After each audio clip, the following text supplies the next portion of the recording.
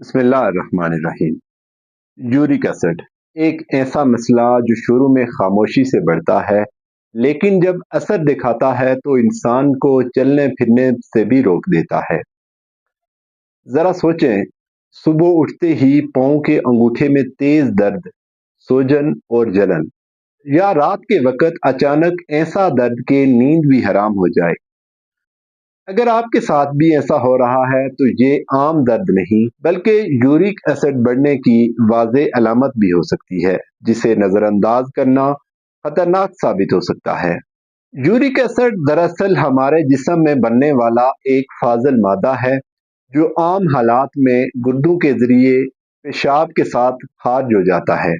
लेकिन जब हम ज़्यादा गोश्त, फास्ट फूड, कोल्ड ड्रिंक्स और कम पानी इस्तेमाल करते हैं तो ये मादा जिस्म में जमा होना शुरू हो जाता है और आहिस्ता आहिस्ता जोड़ों में क्रिस्टल की शक्ल इख्तियार कर लेता है, जिसकी वजह से शदीद दर्द, सूजन, अकड़ाव और जलन पैदा होती है, खास तौर पर पाँव के अंगूठे, घुटनों और टखनों में। अगर हम इलाज की बात करें तो सबसे पहले अपनी खुराक को बेहतर बनाना ज़रूरी है। पानी का ज़्यादा इस्तेमाल करना, सब्जियां और फल अपनी डाइट में शामिल करें और चाय, कॉफ़ी, कोल्ड ड्रिंक से परहेज करें। इसके साथ हल्की फुल्की वर्जिश को मामूल बनाएं ताकि जिस्म में यूरिक एसिड जमा ना हो। होम्योपैथिक इलाज में मुख्तलिफ अद्वियात शामिल हैं और उनकी अलामात के मुताबिक इलाज किया जाता है। सबसे पहली दवा कालचिकम, ये उन मरीजों के लिए मुफीद है जिन्हें पाँव के अंगूठे में शदीद दर्द, सूजन और छूने से तकलीफ बढ़ जाए। दूसरी दवा बेंजीक एसिड इस वक्त फायदा देती है जब यूरिक एसिड बहुत ज्यादा बढ़ा हुआ हो और पेशाब का रंग गहरा और बदबूदार हो।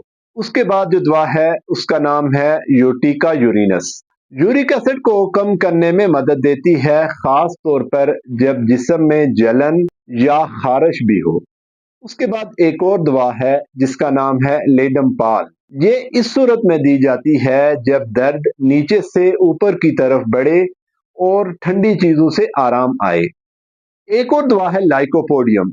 ये उन लोगों के लिए बेहतर है जिन्हें यूरिक एसिड के साथ गैस और बदहजमी भी हो। जबकि ब्रायूनिया इस वक्त मुफीद है जब हरकत से दर्द बढ़े और आराम से सुकून मिले। याद रखें, हर मरीज की अलामात मुख्तलिफ होती हैं, इसलिए दवा का इंतखाब भी इसी हिसाब से किया जाता है। खुद से दवा लेने के बजाय किसी माहिर से मशवरा करना ज़्यादा बेहतर है ताकि बीमारी जड़ से ख़त्म हो सके। अगर आप बर वक्त एहतियात करें, अपनी खुराक और तर्ज ज़िंदगी को बेहतर बनाएं और सही इलाज इख्तियार करें तो यूरिक एसिड को कंट्रोल करना मुश्किल नहीं बल्कि मुकम्मल आराम मुमकिन है। बस ज़रूरत है वक्त पर समझने और अमल करने की।